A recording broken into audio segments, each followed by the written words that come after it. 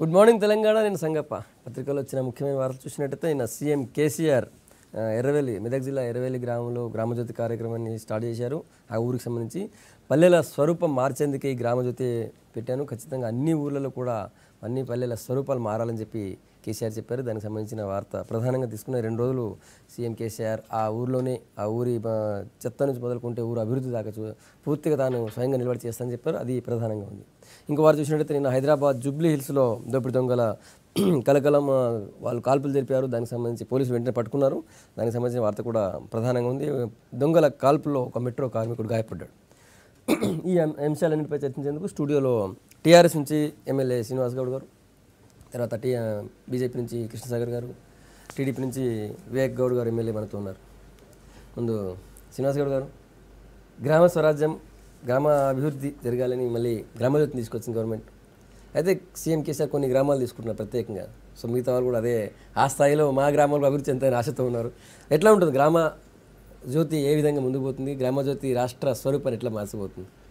ఖచ్చితంగా ఈరోజు గ్రామాలు అభివృద్ధి చెందినప్పుడే రాష్ట్రం అభివృద్ధి చెందినట్లు, దేశం అభివృద్ధి చెందినట్లు. గ్రామాల్లో పేదరికం అనేది, ఈ కుల వృత్తులు అనేటివి పూర్తిగా, ముఖ్యంగా తెలంగాణ ప్రాంతంలో పూర్తిగా నాశనం అయిపోయినాయి, శిథిలావస్థకు చేరుకున్నాయి. కనుక పట్టణాల్లో జనాభా పెరిగిపోతుంది. గ్రామాల్లో ఉన్నటువంటి యువకులు కావచ్చు, చదువుకున్నటువంటి వాళ్ళు, కొద్దిగా ఆస్తిపాస్తులు ఉన్నటువంటి వాళ్ళందరూ కూడా గ్రామాలు వదిలిపెట్టి పట్టణాలు రావడం జరుగుతుంది. గ్రామాల మీద ఎవరు శ్రద్ధ వహించక పూర్తిగా గ్రామాలను కూరుకుపోయినటువంటి ఈ సందర్భంలో మరి తెలంగాణ పునర్నిర్మాణం అంటే గ్రామాలే ముందు అభివృద్ధి చేయాలి. పట్టణాల్లో ఆటోమేటిక్గా అభివృద్ధి అవుతూ ఉంటాయి అక్కడ ఉన్నటువంటి పరిస్థితులను బట్టి ఆటోమేటిక్గా. కానీ గ్రామాలు అనేది పూర్తిగా రోడ్లు కావచ్చు, డ్రైనేజ్ కావచ్చు, అక్కడ ఉన్నటువంటి ఆరోగ్యపరమైన సమస్యలు కావచ్చు, ఇంకా వృత్తిపరమైన సమస్యలు కావచ్చు, ఇవన్నీ కూడా గ్రామాలలోనే పూర్తిగా వ్యవస్థ చిన్నభిన్నమైంది. కనుక గ్రామాలని దత్తత తీసుకోవడం అనేది ఏంటంటే ఒక ఆదర్శంగా గ్రామాల్లో చాలామంది, ఒక ముఖ్యమంత్రి గారు, కొంతమంది ఎమ్మెల్యేలు, కొంతమంది ముఖ్యులు తీసుకోవడం వల్ల కొంతమంది పూర్తి రాజకీయాలకు కానీ ఎలాంటి సంబంధం లేని వ్యక్తి కూడా ఆ గ్రామం నుంచి అభివృద్ధి అయిపోయి ఇతర దేశాల్లో, ఇతర రాష్ట్రాల్లో, లేకపోతే ఇంకా ఎక్కువ ప్రాంతంలో పోయి స్థిరపడినటువంటి వాళ్ళు కూడా ఉంటారు. వాళ్ళు కూడా ఆదర్శంగా తీసుకొని వాళ్ళకు ఉన్నటువంటి శక్తి సామర్థ్యాన్ని బట్టి ఓన్లీ ప్రభుత్వమే చేస్తే సరిపోదు, ఏదో ఒక సాయం చేయడానికి వాళ్ళు కూడా దత్తత తీసుకున్నట్లయితే ప్రభుత్వం వచ్చిన ధనం కావచ్చు, లేకపోతే వాళ్ళ వ్యక్తిగత ఉన్నటువంటి ధనం కావచ్చు, అవన్నీ అభివృద్ధిలో వాళ్ళు కూడా భాగస్వామ్యం అయినట్లయితే అవినీతికి ఆస్కారం లేకుండా ఇచ్చిన డబ్బులు కూడా ఒక సమర్థవంతంగా పోతాయి. గ్రామాల్లో మనమేదో వాళ్ళ గ్రామాల్లో ఏం కావాలనేది గ్రామస్తులు తీర్మానం చేయాలి. మనం ఇక్కడ నుంచి రోడ్లకి తీస్తున్నాం, దీనిలోకి తీస్తున్నాం అంటే రోడ్లు, లైట్లు ఇవి వేసినంత మాత్రం అభివృద్ధి కాదు. అది గ్రామాల్లో ఉన్నటువంటి అభివృద్ధి అంటే గ్రామాల్లో ఉన్నటువంటి యువకులకు ఉపాధి అవకాశాలతో పాటుగా గ్రామాల్లో ఇది నాది, ఈ గ్రామం నాది అనేటువంటి భావన కలగాలనేటువంటి ఒక భావం కలిగేటట్లు అందరు యువకులు ఇప్పుడు ఎక్కడంటే అక్కడ రోడ్ల మీద చెత్త వేస్తుంటారు, నీళ్లు నిలబడి ఉంటాయి, గ్రామ పంచాయతీ వర్కర్లే చేయాలి అని అనే భావనలో ఉంటుంది. మనం కూడా బాధ్యత తీసుకొని రోడ్ల మీద చెత్త వేయకుండా, వాటర్ నిలబడకుండా ఇల్లు కట్టుకునేటప్పుడు మనం ఎట్లా ఏక పద్ధతులు అవలంబించాలి. పెద్ద గ్రామాల్లో కూడా ఇల్లు కట్టుకుంటారు, కానీ ఇంటి ముందరనే మొత్తం మోరి నీళ్ళన్నీ ఇంటి ముందరనే అవుతాయి, దాని నుంచి దోమలు వస్తాయి, ఆ దోమల నుంచి ఇన్ని వ్యాధులు వస్తాయనేటువంటి భావన కూడా ఉండదు. ఈరోజు ప్రారంభించినటువంటి గ్రామజ్యోతి అంచెలంచెలుగా ఇంకా చాలా అనేక రకాల స్థాయిలోకి వెళ్తుంది. ఆరోగ్య ఊరికి వచ్చే నిధుల్ని ఆ గ్రామస్తులే వాళ్ళందరూ కూడా వాళ్ళే గ్రామస్తులే ఆ గ్రామంలో ఏది ఇంపార్టెంట్, ఏది ప్రియారిటీ అనేది గ్రామస్తులే గ్రామ సభలో వాళ్ళే చేసుకోవాలి. సర్వాధికారాలు మొత్తం కూడా గ్రామానికే. గ్రామం వచ్చే నిధులు, ఇన్ని నిధులు వస్తున్నాయి, ఏం చేయాలో మీరు చేసుకోండి, ఏది ప్రయారిటీ బేస్లో మీరు చేసుకుంటారు, ఏది ముందు చేసుకుంటారు, ఎట్లా ఉండాలి. గ్రామంలో ఐక్యత ఇంపార్టెంట్ చాలా. గ్రామాల్లో ఎలక్షన్స్ అని చెప్పి పగలు ప్రతీకారాలు కక్షలతో కొన్ని గ్రామాలు ఉంటాయి. ఎలక్షన్స్ అయిపోయిన తర్వాత గ్రామాల్లో ఉన్నటువంటి వాతావరణం కూడా ఒక సామరస్యపూర్వకమైనటువంటి వాతావరణంతో కలిసి ఒక యూనిట్గా ఉండి డెవలప్మెంట్ చేసుకోవడం వాతావరణాన్ని సృష్టించేది రాజకీయ నాయకులు. కరెక్టే, వ్యవస్థను నాశనం చేసేది. మీరు ఎట్లా చూస్తారు? అంటే గ్రామజ్యోతి స్ఫూర్తి, దాని వెనుక ఉన్న ఉద్దేశం మంచిదే. అంటే ఇప్పుడు గ్రామం నుంచే రాష్ట్ర అభివృద్ధి అనేది జరగగలుగుతుంది. గ్రామాలని మనం పక్కకు పెట్టేస్తే రాష్ట్రం ఎట్లా అభివృద్ధి చెందుతుంది అనేది అది కరెక్ట్ అయిన ప్రశ్ననే. అది మనం ఆలోచించాల్సిన విషయమే. అయితే తెలంగాణ కొత్తగా పుట్టిన రాష్ట్రం కాబట్టి ఆ రాష్ట్రంలో ఉన్న ఆకాంక్షలు, ఎక్స్పెక్టేషన్స్ ఈ గవర్నమెంట్ మీద ఎక్కువ ఉన్నాయి కాబట్టి ఈ ప్రక్రియ ఏదైతే ఉన్నదో మొదటి నుంచి సాగితే బాగుండేది. అయితే ఇప్పుడు ఈ మన ఊరు మన ప్రణాళిక, మన నీరు మన ప్రణాళిక, మన ఎమ్మెల్యే మన ప్రణాళిక, ఇట్లాంటి ప్రణాళికలన్నీ కూడా ఇంతకుముందు టీఆర్ఎస్ ప్రభుత్వం చేయడం జరిగింది, పార్టీ పరంగా కూడా ప్రభుత్వం పరంగా కూడా. అయితే మరి ఆ ప్రణాళిక పరిస్థితి ఏమైంది? ఆ ప్రణాళిక కావాల్సిన ఫండ్స్ ఏమని, అలొకేషన్స్ ఎందుకు జరగలేదు, దాన్ని ఎందుకు పక్కకు పెట్టేసి కొత్తగా బ్రాండెడ్ ప్రోగ్రామ్ని తీసుకురావడం జరిగింది. అయితే నేనేమంటున్నా అంటే ఇక్కడ చిత్తశుద్ధి అన్నది ఉన్నదా లేదా అనే ప్రశ్న ఎక్కడ ఉత్పన్నమవుతుంది అంటే, మనం గ్రామజ్యోతి అని పెట్టినాం కరెక్టే, దాని వెనకాల ఉన్న ప్రాతిపాదిక అంటే ఒక ఫండమెంటల్స్ అయితే ఉండాలి కదా. మనకి ఎన్ని విలేజెస్ ఉన్నాయి మన తెలంగాణ రాష్ట్రంలో, దానిలో మనం ఏమైనా కేటగరైజేషన్ చేస్తూ ఉన్నామా, 2 కోట్లు 5 కోట్లు 6 కోట్లు 10 కోట్లు అంటున్నాము అంటే మరి ఎట్లాంటి విలేజ్కి జనాభా దాంతో ఎస్టిమేటా, లేకపోతే విస్తీర్ణంతో ఎస్టిమేటా, లేకపోతే వాళ్ళకి కావాల్సిన అవసరాలతో ఎస్టిమేట్ చేస్తూ ఉన్నారా, ఎట్లా చేస్తూ ఉన్నారనేది పారదర్శకంగా ఒక ప్రణాళిక అయితే ఉండాలి, ఒక ప్రాతిపాదిక ఉండాలి. ఆ ప్రాతిపాదిక అయితే ఇప్పటికీ అధికారుల ద్వారా అయితే బయటకైతే ఏం రాలేదు. ఈ 3-4 కేటగరైజేషన్స్ కూడా చేయకుండా, వెనకాల ఏం కసరత్తు లేకుండా ఒక వారం 10 రోజుల్లోనే మనం ఒక ప్రోగ్రామ్ని బ్రాండ్ చేసి ముందుకు తీసుకొని వచ్చి ఇది చేస్తున్నాము అంటే ఆన్ అ లైటర్ నోట్, అంటే వారి అటెంప్ట్ సీరియస్గా ఉండాలని మేము కోరుకుంటున్నాం, వారి ఉద్దేశం కరెక్ట్గా ఉండాలని కోరుకుంటున్నాం, వారికి చిత్తశుద్ధి ఉండాలి, గ్రామాలు అభివృద్ధి చెందాలని మేము కోరుకుంటున్నాం. ఒక కన్స్ట్రక్టివ్ ఆపోజిషన్గా విమర్శలు చేయడానికి విమర్శలు చేయదలుచుకోలేదు. మా సిద్ధాంతం కూడా కాదు భారతీయ జనతా పార్టీ. నిన్న నేను ఆదిలాబాద్లో ఒక ప్రెస్ కాన్ఫరెన్స్ పెడితే వాళ్ళు అడుగుతా ఉన్నారు, మీరు ఎందుకు పోరాటాలు చేస్తలేరు, ఉద్యమాలు చేస్తలేరని. మేము పోరాటాలు ఉద్యమాలు చేయకపోతే ఈరోజు తెలంగాణ కూడా వచ్చేది కాదు, మేము సహకారం ఇవ్వకపోతే తెలంగాణనే వచ్చేది కాదు. కాబట్టి పోరాటాలు ఎప్పుడు చేయాలనో అప్పుడు చేయాలి, ఉద్యమాలు ఎప్పుడు చేయాలనో అప్పుడు చేయాలి. ఒక ప్రజలు ఎన్నుకున్న ప్రభుత్వం ఉంది కాబట్టి ఈరోజు తెలంగాణ ప్రభుత్వం, తెరాస ప్రభుత్వం, వాళ్ళని పని చేయనియండి. పని చేసినాక మనకి ఏమైనా తప్పులు ఉంటే తప్పకుండా కూడా ఎత్తి చూపుదాం. ఇష్యూస్ ప్రజా సమస్యలు డీప్గా ఉంటే వాటిని కొట్లాడదాం అన్నది నేను చెప్పడం జరిగింది. ఈరోజు కూడా మేము అనేది ఏంటంటే గ్రామజ్యోతిని వారు చేయనియండి, చూద్దాం. వారు చేసే పనులలో తప్పు కనిపిస్తే తప్పకుండా కూడా ప్రజా సమస్యల మీద ప్రజావాణి మేము వినిపిస్తాం. అయితే నేను వారిని అడిగేది ఏంటంటే, శ్రీనివాస్ గౌడ్ ద్వారా చీఫ్ మినిస్టర్ గారిని అడిగేది ఏంటంటే, ఇప్పుడు ఒక 2 మీరు విలేజెస్ని ఒక విలేజ్ స్టార్ట్ చేసినారు, నిన్ననేమో వారి విలేజ్కి వారి పొలం ఎక్కడ ఉందో అక్కడికి పోయినరు. ఈ విలేజెస్కే మీరు ఎక్కువ ఇస్తూ ఉంటే అది వివక్ష కాదా?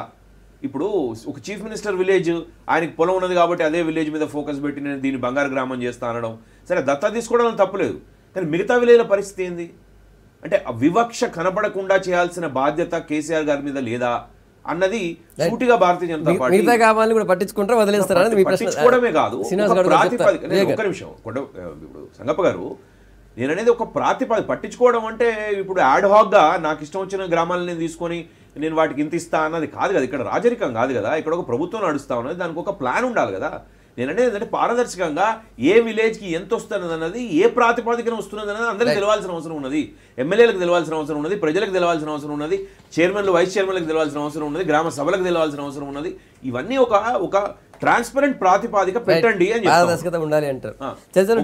ఒక మోడల్ చూపెట్టండి అంటారు. ఓకే, చర్చలో ఢిల్లీ నుంచి మాజీ ఎంపీ కాంగ్రెస్ సీనియర్ నేత ఏసీసీ సెక్రటరీ మధుయాస్ గారు కూడా ఉన్నారు. మధుయాస్ గారు పోయే ముందు వివేక్ గౌడ్ గారు.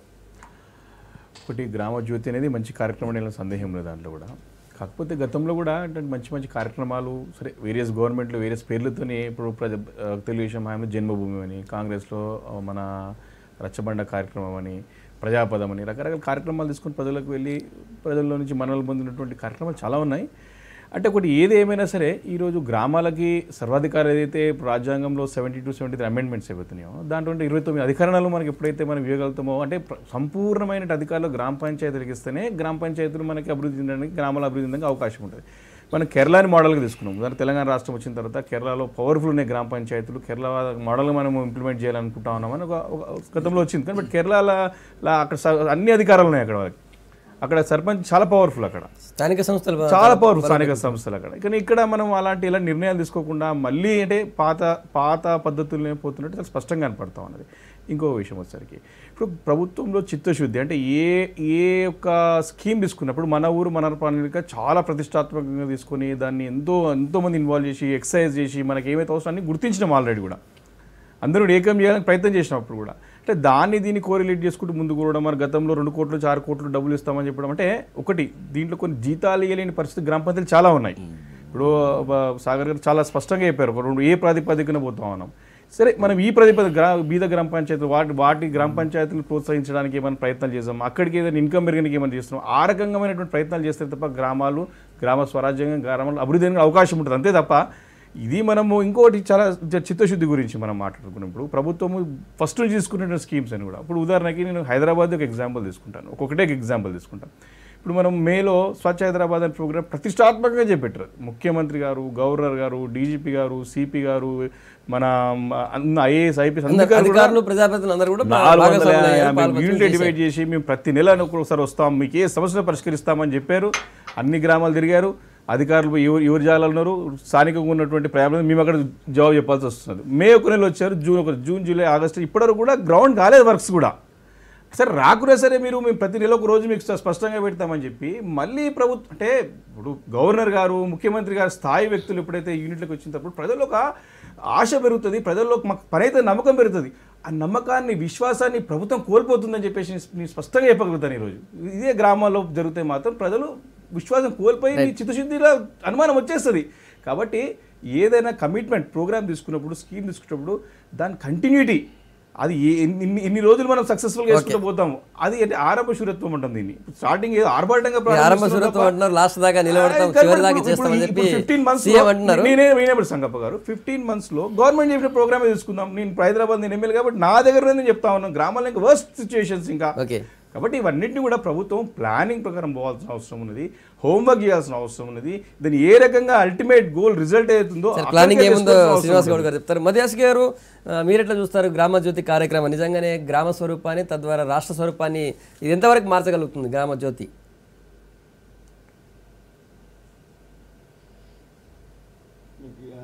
మిత్రులు కృష్ణసాగర్ గారు ఆల్రెడీ వివేకానంద్ చాలా ప్రశ్నలు అడిగినారు, మళ్ళీ రిపీట్ చేయకుండా 2 ప్రశ్నలు. దానికి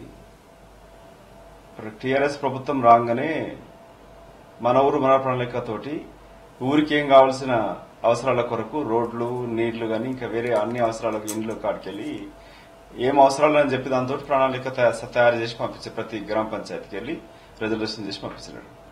దానికి ఒక పైసా నిధులు లేవు. నా మొదటి స్ట్రైట్ ప్రశ్న, కృష్ణసాగర్ కూడా మిత్రులు వాళ్ళు కూడా బాగా తెలుసుండాలి, గత బడ్జెట్ లో అంటే ఇంత ఆమ్దాన్ వస్తే ఇంత ఖర్చు అనేది ముందు బడ్జెట్ లో ప్రతిపాదిస్తారు. 25,000 కోట్లని మాట్లాడుతున్న ప్రభుత్వం 4 సంవత్సరాలు అంటూ గత ఈ 2015 and 16 బడ్జెట్ లో ఎంత మిగులు బడ్జెట్ ఉంది దీనికి ఎడికెళ్ళి కేటాయిస్తారు. నిధులు కేటాయించకుండా ఇంతకుముందు స్వచ్ఛ భారత్ గానీ ఇంకా మిగతా ప్రతిదీ మిత్రులు శ్రీనివాస్ గౌడ్ ఉద్యమంలో ఎంతో ఉధృతంగా పాల్గొన్న వాళ్ళు ఎంప్లాయీస్ కొరకు ఇదే ఆర్భాటంగా హెల్త్ కార్డు ప్రకటించలేరు. దాని అమలు ఏ దాకా ఉందనేది వారికి బాగా తెలుసు, నాకన్నా ఎక్కువ. ఏ ప్రైవేట్ హాస్పిటల్స్ లో గానీ ఎక్కడన్నా అమలుకు నోచుకుంటున్నాయి. 1200 మంది పైన చనిపోయారని చెప్పి మేమందరం ప్రకటన చేసినాము, అధిష్టానాన్ని ఒప్పించినాము. ప్రతిసారి అమరవీరులకు నివాళులు అర్పిస్తా ఉన్నాం. కానీ ఎంతమందికి ఇప్పటి వరకు ఆ 10 లక్షల ఆర్థిక సహాయం కానీ ఒక్క కుటుంబానికి వాళ్ళు ప్రభుత్వం ఇచ్చిన 500 కుటుంబాలకి అమరవీరుల కుటుంబాలకు ఇచ్చిన పరిహారంలో కానీ ఒక్క కుటుంబానికి ఇప్పటి వరకు ఉద్యోగం ఇచ్చినరా? ఇట్లా ఈ లెక్కను తీసుకొని పోతే మీరు ప్రతిదీ కూడా ఆరంభం తప్పితే ఎక్కడ కూడా అమలుకు లేదు. ఇది విమర్శ అనేది కాకుండా ఒక సైంటిఫిక్ ప్రాతిపాదిక లేదు. బడ్జెట్ లేకుండా అంటే కేంద్రం నుంచి వచ్చే నిధులు వివిధ ప్రాజెక్టులకు వచ్చేటి 70% 10 సంవత్సరాల పార్లమెంట్ సభ్యుడిగా ఉన్న ఎక్స్పీరియన్స్ చెప్తున్నా. 70% ఆఫ్ నిధులు గ్రామాలలో రూరల్ వాటర్ స్కీమ్స్ గానీ, రోడ్స్ గానీ, ప్రధానమంత్రి ఇది గానీ, బీఆర్జీఎఫ్ ఫండ్స్ అన్ని కేంద్రంకి వెళ్ళి వస్తాయి. ఆ నిధులకే పేర్లు మార్చి పెట్టడం తప్పితే దీంట్లో కొత్తదనం ఎక్కడున్నది? వరంగల్ గత ఇంక ప్రామిసులు చెప్తూ పోతే ఇంకెన్ని ఉంటాయి, అసలు లెక్కలే లేవు. ఎన్నెన్ని మాట్లాడింది లెక్క రిజర్వేషన్స్ గానీ ఇవన్నీ తీస్తాయి. ఇప్పుడు మీరు ప్రత్యేకంగా గ్రామజ్యోతి అడిగారు కాబట్టి దాంట్లో అది ఆరంభంకి తప్పితే ఎక్కడ కూడా నిధులు అలొకేషన్ లేదు. క్లియర్ గా బడ్జెట్ అలొకేషన్ మీరు తీస్తే అర్థమైపోతుంది. ఈ సంవత్సరానికి 4 సంవత్సరాలకు 25 కోట్లన్నా కూడా 6,000 కోట్ల పైన కావాలా? 6,000 కోట్ల డబ్బు ఈ ప్రస్తుత బడ్జెట్ కి ఎక్కడ చూపించిరా, ఎక్కడికి వెళ్ళి డబ్బులు వస్తాయి. కాబట్టి ప్రజలు అర్థం చేసుకోవాలి, ఇది ప్రజల దృష్టి మళ్లించడానికి కొరకే. గతంలో సంవత్సరం అయిపోయింది, మన ఊరు మన ప్రణాళిక ఒక్క పని కూడా మొదలు కాలేదని ప్రశ్నించకన్నా ముందు సమగ్ర సర్వేని చేసినాడు. ఏమైంది అంటే ప్రజలు మరీ ప్రశ్నిస్తారేమో భయంతోనే ఈ యొక్క కొత్త ప్రణాళిక తీసుకొచ్చి చెప్తే దీంట్లో ఎలాంటి కమలు కాదు. రైట్ మధ్యాస్ గారు ఒక్క నిమిషం మళ్ళీ వస్తాం మీ దగ్గరికి. శ్రీనివాస్ గౌడ్ గారు చెప్పాలి చాలా క్వశ్చన్స్ కి. ఒకటి నిధులకు సంబంధించి, రెండవది స్థానిక సంస్థలను నిర్వీర్యం చేస్తుందా ఈ గవర్నమెంట్ అని. ఇప్పుడు స్థానిక సంస్థలను బలోపేతం చేయడానికే గ్రామజ్యోతి అనేది గ్రామాలకే సర్వాధికారాలు ఇవ్వాలి. ఏ వరకు ఏం చేసుకోవాలనేది ఆ గ్రామంలో వస్తున్నటువంటి సర్పంచ్, వార్డు మెంబర్లు, యువకులు, ఆ ఉత్సాహవంతులు, దత్తత ఎవరైనా గ్రామస్తులు ఎవరైనా బయటకు పోయిన దత్తత తీసుకున్న వాళ్ళందరూ కలిసి ఆ గ్రామాన్ని అభివృద్ధి చేసుకోవాలని చెప్పి ప్రతి గ్రామానికి కూడా అమౌంట్ కూడా అలొకేట్ చేయడం జరిగింది. ఏ గ్రామానికి ఎంత వస్తుంది, ఈ గ్రామజ్యోతిలో కూడా ఎంత అమౌంట్ అనేది ప్రతి విలేజ్ తెలంగాణలో ఉన్నటువంటి ప్రతి గ్రామంలో 10 జిల్లాలు ఉన్నటువంటి ప్రతి గ్రామానికి కూడా అలొకేషన్ కూడా జరగడం జరిగింది. ఎంత అమౌంట్ అది, ఈ 4 సంవత్సరాల్లో ఎంత అమౌంట్, ఈ సంవత్సరం ఎంత అమౌంట్ ఖర్చు పెడతామని చెప్పి కూడా వాళ్ళకి క్లియర్గా వాళ్ళకి ఇవ్వడం జరిగింది. స్పష్టత ఉంది. అట్లాంటిది ఏం లేదు. నిధులు ఎక్కడి నుంచి వస్తాయి ఏదనేది డెవలప్ అవుతుంది కదా, చూస్తారు కదా నిధులు ఎక్కడి నుంచి వస్తుంది. నిధులు గవర్నమెంట్ నుంచి వస్తాయి, నెక్స్ట్ బడ్జెట్ పెట్టుకుంటారు. ఇప్పుడు ఉన్నటువంటి కేంద్ర నిధులు కూడా కేంద్ర నిధులు ఉంటాయి, చాలా ఉంటాయి నిధులు అనేటివి. గ్రామాల్లోకి వచ్చేటువంటి గ్రామ స్వరాజ్యమే అంటే గ్రామ స్వరాజ్యం, నిజమైన గ్రామ స్వరాజ్యం కావాలనే ఉద్దేశంతోనే చేస్తూ ఉంది. మన ఊరు మన ప్రణాళికలో ఉన్నటువంటి అవన్నీ దృష్టిలో పెట్టుకొని ఆ యొక్క వర్క్స్ అవన్నీ దృష్టిలో పెట్టుకొని గ్రామానికి ఇంతనే అలర్ట్ చేయడం జరిగింది. మన సాగర్ గారు అదేమైంది అని అంటున్నారు కదా, దాన్ని దృష్టిలో పెట్టుకొని మన ఊరు ప్రణాళికలో ఒక ఏమేమి వర్క్స్ ఏ గ్రామానికి ఎంత అనేది ఓన్లీ ఫైనాన్షియల్ కమిట్మెంట్ మాత్రమే తీసుకోవడం జరిగింది. ఈరోజు గ్రామజ్యోతిలో ఫైనాన్షియల్ కమిట్మెంట్స్తో పాటుగా ఇంకా ఇతరత్ర అంశాలు కూడా ఫైనాన్షియల్ సంబంధమైనటువంటి కూడా గ్రామాలని యువకులని వాళ్ళని కూడా స్వచ్ఛందంగా అమలు చేయడానికి ఫైనాన్షియల్గా రీసోర్స్ అని వివేక్ గారు చెప్పారు, ఎట్లా రీసోర్స్ డెవలప్మెంట్ చేసుకోవాలి. ఇందులో ఉంది గ్రామంలో ఉన్నటువంటి ఇన్కమ్ను ఎట్లా మనం జనరేట్ చేసుకోవాలి, గ్రామంలో ఉన్నటువంటి యూనిట్ని సింగిల్ యూనిట్ని మనం ఎట్లా ఫైనాన్షియల్ కూడా ఎట్లా డెవలప్ చేసుకోవాలి, ఎట్లా అభివృద్ధి చేసుకోవాలి, ఆ ఫండ్స్ ఎట్లా మనం జాగ్రత్తగా ఇది చేసుకోవాలి. ప్రతి ఒక్కరు కూడా పన్ను కూడా చెల్లించుకోవాలి. గ్రామంలో ఉన్నటువంటి వాళ్ళు కూడా పన్ను చెల్లించుకొని ఆ పైసలు ఇప్పుడు వాళ్ళకి వచ్చే బడ్జెట్ అంటే ఎక్కడి నుంచి వచ్చేది కాదు. వాళ్ళు వాడే టూత్ పేస్ట్ నుంచి సబ్బుల నుంచి మొదలుకుంటే, వాళ్ళు వాడే అగ్రికల్చర్ పిండి సంచుల నుంచి మొదలుకుంటే అన్నీ ఆ ప్రజలు కట్టేటువంటి డబ్బే ఈరోజు పోయి ఆ డబ్బే ఉల్టా వాళ్ళ దగ్గరకు వస్తుంది. ఎవరు గవర్నమెంట్ అంటే డబ్బు ఎక్కడిదో కాదు కనుక ఇది మన డబ్బు, మీ డబ్బు మళ్ళీ మీకు వాపసు వస్తుంది. మీ డబ్బులు మీరు ఉపయోగించుకోవాలి, మీ పనులు కూడా మీరు రిసోర్స్ని డెవలప్ చేసుకోవాలనే ఉద్దేశంతో పెట్టింది. గ్రామాలని బలోపేతం చేయడానికే తప్ప నిర్వీర్యం చేయడానికి కాదు. పూర్తి సర్వాధికారాలు గ్రామాలకు ఇవ్వాలనే ఉద్దేశం మా ముఖ్యమంత్రి గారికి ఉంది. ఆయన ఒక గ్రామాన్ని తీసుకుంటే ఆయన చూసి ఆదర్శంగా ఇన్స్పైర్ అయిపోయి ఇంకోటి తీసుకోవాలనేటువంటి ఆలోచన తేవాలనే ఉద్దేశం. కానీ ఆ ఒక్క గ్రామాన్ని చూసుకుంటాడు ముఖ్యమంత్రి గారు, మిగతా గ్రామాలు చూసుకోవడం అనేది కాదు. అన్ని గ్రామాలకు ఆయన అలాట్మెంట్ చేయడం జరిగింది, అలొకేట్ చేయడం జరిగింది. ఇంకా ఏమైనా సీరియస్ ఇష్యూస్ ఆ గ్రామాలు ఉంటే దాన్ని కూడా ఐడెంటిఫై చేసి స్పెషల్ ఫండ్స్ కూడా మేము అలాట్మెంట్ చేయడం చెప్తామని కూడా చెప్పడం జరిగింది. అంటే శ్రీనివాస్ గౌడ్ గారు అన్నట్టు అది జరిగి ఉంటే చాలా బాగుండేది, జరుగుతుంది, మేము స్వాగతిస్తాం. జరిగి 2 నెలలుగా గవర్నమెంట్ ఫామ్ అయిపోయి సంవత్సరం అయింది, 6 నెలలు గవర్నమెంట్లో అధికారులు లేకపోయి ఇప్పుడు ఒకటి చేసుకుంటూ వస్తుంది. 6 సంవత్సరాలు అయిపోయింది, 5 సంవత్సరాలు అయిందా, అందుకని అంటున్నాం కదా. ఇప్పుడు పసిపిల్లలాగా ఉంది. ఇప్పుడు చేయాలని ప్రయత్నం చేస్తున్నారు, సహకరించండి ప్రయత్నం చేస్తున్నారు, పని చేయాలని చెప్పి ప్రయత్నం చేస్తున్నారు. ఇప్పుడు వారు చెప్పినట్టు నిజంగా ఏ ఊరికి ఎంత అనే అలొకేషన్ జరిగి ఉంటే అది మరి పబ్లిష్ చేయండి. అది కొన్ని అంశాలు ఇప్పుడు మదన్న చెప్పిండు, వారు పార్లమెంట్ సభ్యులుగా పనిచేసిండు, వారు చెప్పిన దానిలో కొన్ని కావట్లేదు, వాస్తవమే అవుతలేవు, కొన్ని అవుతాయి. కొన్ని ప్రభుత్వ పరంగా పాలనా పరంగా అధికారులు కానీ రకరకాలుగా ఇబ్బందులు ఉన్నాయి. గవర్నమెంట్లో అధికారులు లేకపోవడం, విభజన కాకపోవడం, ఫైనాన్షియల్ కొత్త గవర్నమెంట్ కనుక కొంత సమయం పడుతుంది. కానీ పూర్తిగా విస్మరించేటువంటిది ఉండదు, కంపల్సరీ అవుతుంది. నేను ఒకటే అంటున్నాను, వారి ద్వారా నేను అడిగేది ఏంటంటే ప్రభుత్వాలు మన ఇష్టరీతిగా నడపలేము, ఒక సిస్టమ్ని అయితే డెవలప్ చేయాల్సి ఉంటుంది. యాడ్హాకిజం ఉండదు, ఒక ప్రాతిపాదిక దాని బేసిస్ మీద, ఫండమెంటల్స్ బేసిస్ మీద ఒక స్కీమ్ ఉండాలి. ఇప్పుడు ఆ స్కీమ్లో ఏ ఊరికి ఎంత ఇస్తున్నాం అనేది ఆల్రెడీ డిసైడ్ అయిపోయి అలొకేషన్ జరిగి ఉంటే ఆ అలొకేషన్ బడ్జెట్లో రిఫ్లెక్ట్ కావాలి. బడ్జెట్లో రిఫ్లెక్ట్ కాకపోతే మొత్తం నేషనల్ స్కీమ్స్ అన్ని ఒక ఫండ్ పూల్ చేసి ఆ పూల్ నుంచి తీసుకుంటున్నారో అనుకుందాం. అట్లా అనుకున్నా కూడా ఎంత ఎవరికి లిస్ట్ రావాలి. పెన్షన్స్ ఇచ్చేటప్పుడు అట్లే మాట్లాడారు, పెన్షన్లు ఇచ్చేటప్పుడు కూడా ఇన్ని పెన్షన్లు ఎట్లా ఇస్తారు, ఉన్నవి పీకేస్తారు, ఉన్నవి పీకేయడానికి పెట్టినరు. ఊర్లో 1000 పెన్షన్లు ఉన్నాయనుకో 500 మంది తీసేసి అదే డబ్బులతో మాట్లాడారు. ప్రజలు చూసి ఏమైంది అంటే ఇప్పుడు మనం బడ్జెట్ ఇలాంటిది రాంచ స్పష్టంగా ఇప్పుడు రాబోయే రోజుల్లో కేంద్రం నుంచి రాష్ట్రం నుంచి నిధులు ఏదో రొటీన్లు ఇప్పటివరకు వస్తున్నాయో వెబ్సైట్లో తీసుకొచ్చి దాన్ని ఏ రకంగా అడిషనల్ ఎక్కడ బడ్జెట్ లేదు ఇస్తామని ఎక్కడ చెప్పలేదు ఇప్పటివరకు, మంత్రి గారు చెప్పలేదు, ఎవరు చెప్పలేదు ఇప్పటివరకు. ఇప్పుడు మనం ప్రతి ఊరికి 2 కోట్లు మినిమం 2 కోట్లు ఎక్కడ కూడా కమిట్మెంట్ లేదు. 4 గంటలకి నేను ఇప్పుడు ఏమని చెప్పినంటే రాబో రోజుల్లో కేంద్రం నుంచి వచ్చేటువంటి స్కీమ్సే కానివ్వండి, రాష్ట్ర ప్రభుత్వ స్కీమ్స్ ఆల్రెడీ ఎగ్జిస్టింగ్ ఏవైతున్నాయో ప్రోటీన్లు వస్తున్నాయో వాటిని కూడా ఒక వెబ్సైట్లో మీకు తీసుకొచ్చి పెడతాము. మీరందరూ గ్రామ పెద్దలు కూర్చొని నిర్ణయం తీసుకోండి. ఇప్పుడు ఆల్రెడీ గ్రామ సభలు ఉన్నాయి, ఆల్రెడీ పాత సిస్టమ్, దీని పేరు మార్చడమే.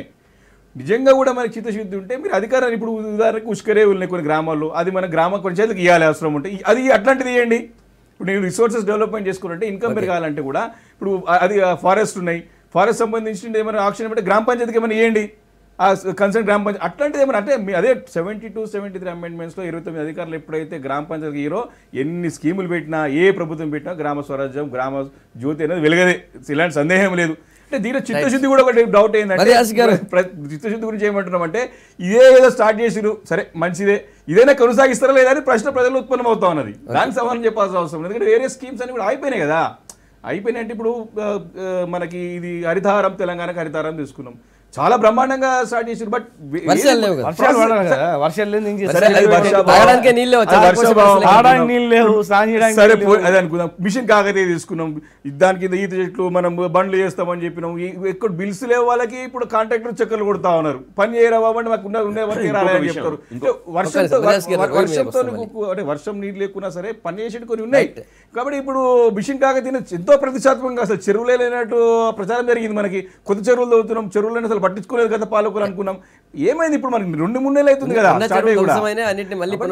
ఏదైనా సరే కంటిన్యూస్ ప్రాసెస్ ఉండాలి దేనికైనా. దానికి ఆల్రెడీ ఇది గ్రామ జ్యోతి స్టార్ట్ కావడానికి ముందు పంచాయతీరాజ్ మినిస్టర్లు ఉంటారు సబ్ కమిటీ, ఆయన నేతృత్వం సబ్ కమిటీ స్పెషల్గా నిధులకు సంబంధించి కూడా చర్చ చేసింది. ఎక్కడి నుంచి తీసుకుందాం, ఏం చేద్దామని చెప్పి. అంటే నిధుల విషయంలో వాళ్ళకి స్పష్టత ఉంది అని చెప్పి శ్రీనివాస్ గౌడ్ అంటున్నారు. నిధులు ఎక్కడి నుంచి తెస్తాం, ఏం తెస్తామని కాకపోతే ప్రకటించకపోవచ్చు. ఇంకా మీ అనుమానం ఏంది?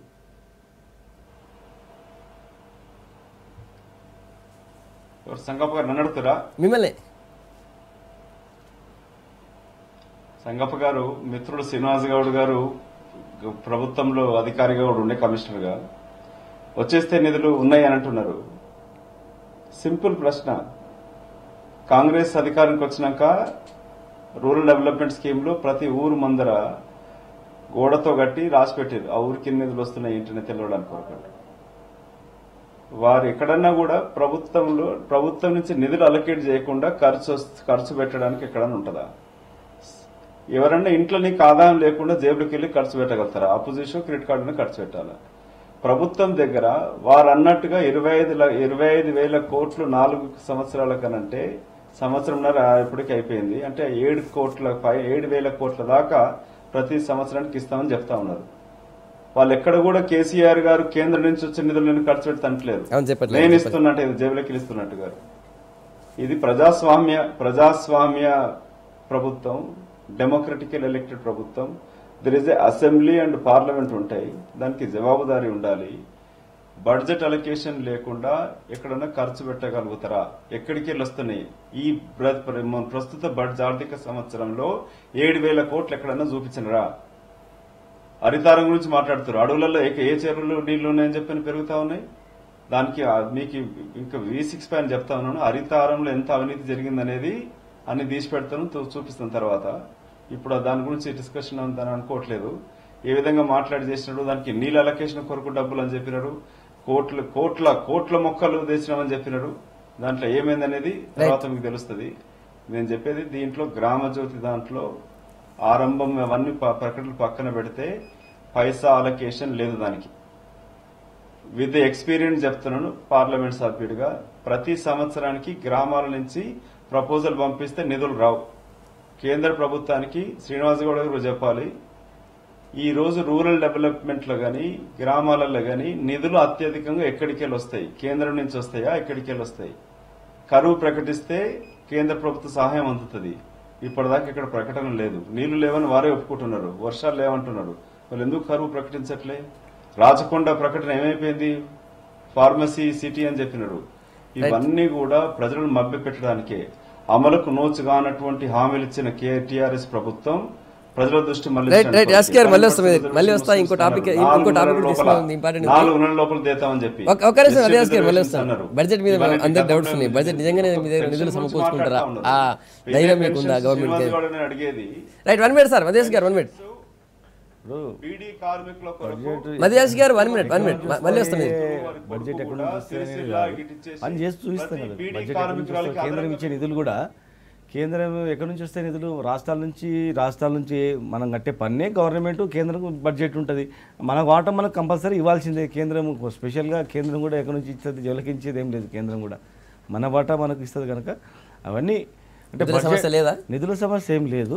కాకపోతే ఎక్కువ పనులు హామీ ఇస్తున్నందుకు మరి మధుయాషి గారు లాంటి వాళ్ళు అరే ఇన్ని డబ్బులు ఎక్కడి నుంచి చేస్తారు, అవుతుందా కాదా అనేటువంటి భావన కలిగిస్తుండొచ్చు. కానీ ఖచ్చితంగా మా ముఖ్యమంత్రి గారికి మా ప్రభుత్వానికి కొంచెం లేట్ ఆలస్యం కావచ్చేమో కానీ అన్నీ అమలు చేయాలి, అన్ని పూర్తి స్థాయిలో అమలు చేయాలనేటువంటి చిత్తశుద్ధి ఉంది గవర్నమెంట్ తప్ప ఒట్టి మాటలు మాట్లాడి పోయడం లేదు. ఇప్పుడు ఒక నల్ల ఇవ్వకపోతే వచ్చే ఎలక్షన్ మేము ఓటే అడగనని అన్నాం, వచ్చే ఎలక్షన్ బాధ్యత చెప్పినాం కదా, అలాంటి పరిస్థితి ఉంటుందా? ప్రతి ఇంటికి నల్లా ఇవ్వకపోతే ఖచ్చితంగా మేము ఎలక్షన్ నిలబడడం, ఇండ్లు కట్టేయకపోతే ఎలక్షన్ నిలబడడం, మేము ఓటే అడగడం అని చెప్పి డైరెక్ట్గా ఛాలెంజ్ చేయడం జరిగింది. కనుక రేపు ఎలక్షన్స్లో మరి మీరు ఇవన్నీ చెప్పిన తర్వాత మేము ఏం ముఖం పెట్టుకొని పోతాం?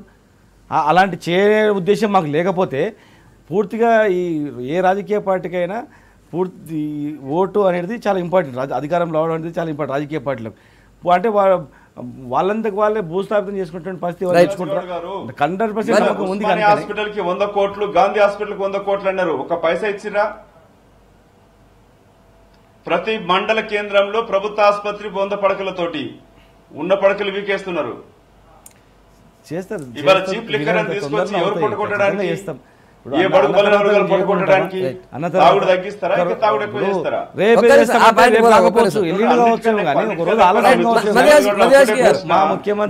జాయింట్ యాక్షన్ కమిటీలో మీ ఆరోగ్యం పాడు చేసుకుని పోరాటం చేశారు. శ్రీనివాస్ గౌడ్ గారికి నా ఒక విన్నపం ఏంటంటే, మీరు ఉద్యమంలో మీ ఆరోగ్యాన్ని కుటుంబాలు లెక్క చేయకుండా జేఏసీతో పనిచేసినారు. ఏ విధంగా ఢిల్లీలో మనం ఎలాంటి మీటింగ్లు అరేంజ్ చేసినాం, ఉద్యమం ప్రజలు అంతా కలిసి చేసినా కూడా ప్రభుత్వం ఇక్కడ కేంద్రంలో ఏం చేసినా మీకు తెలుసు. ఆఖరి నిమిషంలో కూడా మిత్రులు కిషన్ రెడ్డి గారిని ఏ విధంగా మనం వచ్చి ఒప్పించినా మీకు తెలుసు. శ్రీనివాస్ గౌడ్ నా సూటి ప్రశ్న, అమరవీరుల కొరకు ప్రకటించిన కుటుంబాలకి కనీసం ఒక ఉద్యోగం ఇచ్చిర్రా? ఒక్క ఉద్యోగం ఇచ్చిర్రా? దీంతో చిత్తశుద్ధి అనేది అర్థమవుతుంది. ఒక్క నిమిషం, ఉద్యోగాలకు సంబంధించి అమరవీరుల కుటుంబాలకు ఉద్యోగాలు ఇవ్వట్లేదు, ఇంకా ఇవ్వలేదని గురించి చెప్పండి. శ్రీనివాస్ గౌడ్ గారు వాళ్ళ సొంత డబ్బులు పెట్టి నేను వారు కలిసి ఎన్నోసార్లు బెయిల్ అమౌంట్ కట్టినాము. శ్రీనివాస్ గౌడ్ నా సూటి ప్రశ్న, ఈ విద్యార్థులకు వాళ్ళు ఏ ముఖం పెట్టుకొని చెప్తాం మనం? నోటిఫికేషన్ నిన్నైతే వచ్చింది మీతో జనరల్ గా అయితే, మరి అమరవీరుల సంగతి ఏంది? అమరవీరుల కుటుంబాలకి ఉద్యోగాలు. నిరుద్యోగులు కొంత నిరాశక్తిగా ఉన్నటువంటి మాట వాస్తవం. ఎందుకంటే వాళ్ళు ఉద్యమంలో చాలా చురుకైన పాత్ర పోషించి ప్రాణాలకు తెగించి ప్రాణాలు కొట్టుకున్నారు కనుక అరే తొందర రావాలి ఉద్యోగం అని ఉంటుంది. కానీ గవర్నమెంట్ కూడా ఖచ్చితంగా వాళ్ళకు ఉద్యోగాలు ఇవ్వాలనేటువంటి తపనతోనే ఉంది. ఇప్పుడు ప్రారంభమైంది కనుక ఇది ఖచ్చితంగా ఇది కొనసాగుతుంది. వాళ్ళందరి భవిష్యత్తు తెలంగాణ ప్రభుత్వం చూసుకుంటుంది. అమరవీరుల విషయానికి వస్తే వాళ్ళకు కొంత ఫైనాన్షియల్గా డెవలప్మెంట్ డబ్బులు ఇవ్వడం జరిగింది, ఉద్యోగాలు ఇవ్వలేదు. వాళ్ళ కుటుంబాలలో కూడా అరే రావాలి తొందరగా ఇవ్వాలనేటువంటి భావన ఉంది. తొందరలోనే వాళ్ళకు ఖచ్చితంగా ఉద్యోగాలు ఇస్తుంది. అమరవీరులని విస్మరిస్తే ఎవరు కూడా ఏ ప్రభుత్వం కూడా ఉండే ప్రసక్తి కూడా ఉండదు. కనుక వాళ్ళకి ఉద్యోగాలు ఇవ్వడం అనేది పెద్ద ప్రభుత్వానికి పెద్ద కాదు, లాస్ కూడా కాదు, ఇచ్చేస్తారు. అంటే వాళ్ళకి క్వాలిఫికేషన్స్, వాళ్ళ ఎడ్యుకేషన్ క్వాలిఫికేషన్స్ వాళ్ళు ఎక్కడ సెట్ చేయాలనేటువంటి ఆలోచన ప్రభుత్వానికి ఉంది, యోచిస్తుంది. తొందరలో మనం గ్రామజ్యోతి మీద డిస్కషన్ చేస్తున్నాం కాబట్టి వేరే ప్రశ్నలు అడుగుతున్నాము. లేకపోతే చాలా ప్రశ్నలు అడగాల్సింది ప్రభుత్వాన్ని. పోలీస్ అధికారి రిపోర్ట్ ఎందుకు? మధ్యాష్ గారు ఒక్క నిమిషం, అంటే ఇష్యూస్ మళ్ళీ వారిని కోరేది ఏంటంటే, వారు ఎమ్మెల్యేగా ప్రాతినిధ్యం వహిస్తున్న జిల్లా అది వలసల జిల్లా. ఇప్పుడు మరి గ్రామజ్యోతి అనేది మీరు వలసల జిల్లాలో కొన్ని గ్రామాలను తీసుకొని స్టార్ట్ చేస్తే బాగుంటుండే కేసీఆర్ గారు. ఇప్పుడు కరీంనగర్ తీసుకోవద్దని అంటలేము, ఆ డిస్ట్రిక్ట్ని ఏమి వివక్ష చూపెట్టమంటారు అంటలేము, కానీ మహబూబ్ నగర్ నుంచి కూడా తీసుకునేది ఉండే. అట్లనే అన్ని జిల్లాల్లో కూడా ఖమ్మం కానివ్వండి, వరంగల్ కానివ్వండి, నిజామాబాద్ కానివ్వండి, ఆదిలాబాద్ వెనుకబడిన జిల్లా కానివ్వండి, నేను అనేది ఏంటంటే మీరు ఒక వివక్ష లేకుండా ప్రభుత్వం నడుస్తా ఉన్నది, లేకపోతే మనం ఇండివిజువల్ డెసిషన్ తీసుకోకుండా ఒక ప్రాతిపాదిక నడుస్తా నిజామాబాద్ కానివ్వండి. గతంలో హరీష్ రావు గారు, కిరణ్ కుమార్ రెడ్డి 7,000 కోట్ల రూపాయలు సొంత నియోజకవర్గం పెడతానని చెప్పి హైకోర్టుకి వెళ్ళి స్టే తీసుకురావడం జరిగినది. వివక్ష ఉండకూడదు అనేది మీరు బుక్స్ కూడా రాసినారు. నా సూటి ప్రశ్న మీకు కృష్ణసాగర్ గారు, బీజేపీ స్పోక్స్ మ్యాన్ అడగట్లేదు మిమ్మల్ని, బడ్జెట్ లో అలొకేషన్ లేకుండా నిధులు వస్తాయా? 1,000 కోట్లు గిట్ట రాగలుగుతాయా? కింద అన్ని 1,000 కోట్లు ఉంటాయా? సొంత నియోజకవర్గం తెలుపుదని చెప్పిన వాళ్ళు ఇవాళ దొరలాగా సొంత జాగీర్ లాగా 10 కోట్లు ఇస్తా 20 కోట్లు ఇస్తా అని చెప్పడానికి వరకు ఈ ప్రజాస్వామ్యంలో యాక్సెప్టబులా? లేక మొదటి ప్రశ్న కృష్ణసాగర్ చెప్పాల్సింది, ఒక విద్యావంత వేదిక మీరు విద్యావంతులుగా, బడ్జెట్ లో డబ్బులు అలొకేషన్ లేనిది రాష్ట్ర ప్రభుత్వానికి ఖర్చు చేసే స్తోమత ఉంటుందా చెప్పండి. తర్వాత ఇప్పుడు నేను ప్రభుత్వం మీరు అన్నట్టు మధు గారు, మీరు అన్నట్టు మిమ్మల్ని బాగా గౌరవిస్తాం, పెద్దలు మిమ్మల్ని మీరు అడిగిన ప్రశ్నకి శ్రీనివాస్ గౌడ్ గారు ఆల్రెడీ సమాధానం ఇచ్చినట్టే చెప్తా ఉన్నారు, కానీ ఆ ఫండ్స్ ఎక్కడికి వెళ్ళి వచ్చినాయో వారు చెప్పలేకపోతున్నారు. ఇప్పుడు వారు నేషనల్ ఫండ్స్ వస్తాయి అంటున్నారు కృష్ణ, ఎక్కడికి వస్తాయి ఎక్కడికి వెళ్ళి వస్తాయి అంటున్నా. అది ఫండ్స్ వచ్చినా కూడా ఏ హెడ్స్ మీద వస్తాయో ఆ హెడ్స్ మీద స్పెండ్ డైవర్జన్ అయితే డైవర్జన్ చేయరాదు. పని అవుతుందా లేదు చూడండి, ఫండ్స్ ఎక్కడి నుంచి అడుక్కుంటాం, రాష్ట్రాలు అడుకుంటాం, ఇతర దేశాల అడుకుంటాం, పని అవుతుందా లేదు చూడండి. మీరు చూడండి పని అవుతుంది ఖచ్చితంగా. ఎట్లా కేంద్రం నుంచి వస్తాయి నిధులు ఖచ్చితంగా. కేంద్రం మీ జిల్లా గురించి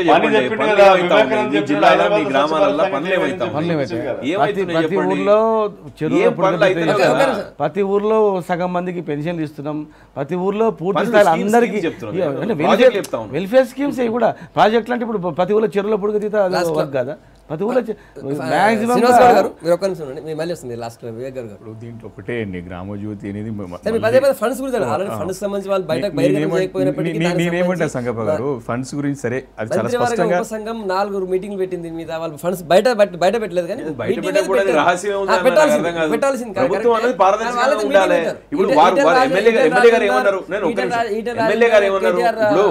వివేక్ గౌడ్ గారు కూడా ఇక్కడ కూర్చున్నారు, ఎమ్మెల్యే గారు ఇప్పుడే అన్నారు కదా అన్ని విలేజెస్ కూడా అలొకేషన్ జరిగింది అన్నారు.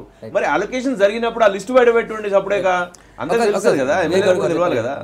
స్పష్టత ముందు నుంచి చెప్తున్నాం కదా, స్పష్టత అనేది చాలా కొరబడుతుంది గవర్నమెంట్లో, జవాబుదారణం లేదు, పారదర్శకత లేదు.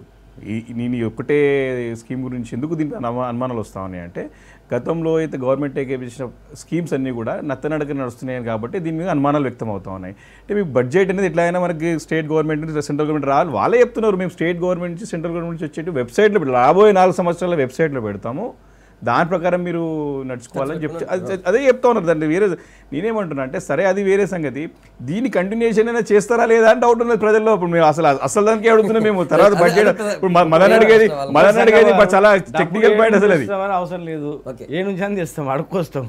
పని అవుతుందా లేదా మీరు చూడండి, పని అవుతుందా లేదా మీరు చూడండి, ఖచ్చితంగా పని అవుతాయి 100%. ఏ హామీలు అయితే ఇచ్చిందో పని అంటుండే కదా మిత్రుడు శ్రీనివాస్ గౌడ్ గారికి, వారు ఉద్యోగస్తు నాయకులు వాళ్ళు ఉద్యోగస్తులకు ఇచ్చిన హెల్త్ కార్డుల పని అవుతున్నదా? మొదటి ప్రశ్న. స్వచ్ఛ భారత్ లోకల్ ఎమ్మెల్యే వివేకానంద గారు ఏ విధంగా ఆర్భాటం చేసి 2 బెడ్రూమ్ హౌస్ అన్నారు, ఎక్కడ పని అవుతున్నది? 7 రోజుల శంకుస్థాపన, 3 నెలల ముఖ్యమంత్రి గారు జిల్లాకు ఊరు చేసుకున్నంత మాత్రాన దానికి ఉపయోగం ఉండదు. ఒక ఆదర్శం ఉండాలి. ముఖ్యమంత్రి ఒక ఊరు తీసుకున్నప్పుడు అరే మనం కూడా ఊరు తీసుకోవాలి, మనం ఊరు తీసుకోవాలి ఉత్సాహంతో అధికారులు కావచ్చు, వ్యాపారస్తులు కావచ్చు, లేకపోతే ఎన్ఆర్ఐలు కావచ్చు తీసుకోవాలని ఒక మంచి ఉద్దేశం. అక్కడ కూడా ముఖ్యమంత్రి జిల్లాకు ఊరు తీసుకుంటే సరిపోద్దా చెప్పండి? ముఖ్యమంత్రి ఒక ఊరికి ముఖ్యమంత్రి అట్లా ఉద్దేశం కాదు. ముఖ్యమంత్రి గారు ఒక ఊరు తీసుకున్నారంటే ఆయనను చూసి అందరూ కూడా అడాప్ట్ చేసుకుంటే బాగుంటుంది మంచి ఉద్దేశం గురించి అట్లా ఊరు తీసుకుంటాడు. ఆయన అన్ని ఊరు చూసుకుంటాడు, అట్లాగా ఒక ముఖ్యమంత్రిగా ఆయన ఎక్కువ ఆ ఊరికి వెళ్తుంటాడు, ఫామ్ హౌస్కి వస్తుంటాడు కనుక సమయం కూడా వృధా కాకుండా ఆ ఊరు చూసుకున్నట్లుంటే 2 అవకాశాలు ఉంటుంది. మిగతా వాళ్ళకు అడాప్ట్ చేసుకుని మిగతా వాళ్ళకు కూడా ఆదర్శమే మీరంటారు. సో అన్ని జిల్లాల్లో అదే విధంగా అభివృద్ధి జరుగుతుంది. ఖచ్చితంగా అన్ని జిల్లాల్లో సమాంతరంగా నిధులే కేటాయించడం జరిగింది కదా, ఏ గ్రామానికి ఎంత ఈ సంవత్సరం తప్పించుకున్నాం అనుకో, నెక్స్ట్ ఇయర్ అట్లా కాదు సంగప్ప గారు, ఈ సంవత్సరం ఏదో మాటలు చెప్పి తప్పించుకుంటాం, నెక్స్ట్ ఇయర్ పట్టుకుంటారు కదా, వచ్చే సంవత్సరం తప్పించుకుంటాం. ఈ 3 సంవత్సరాలు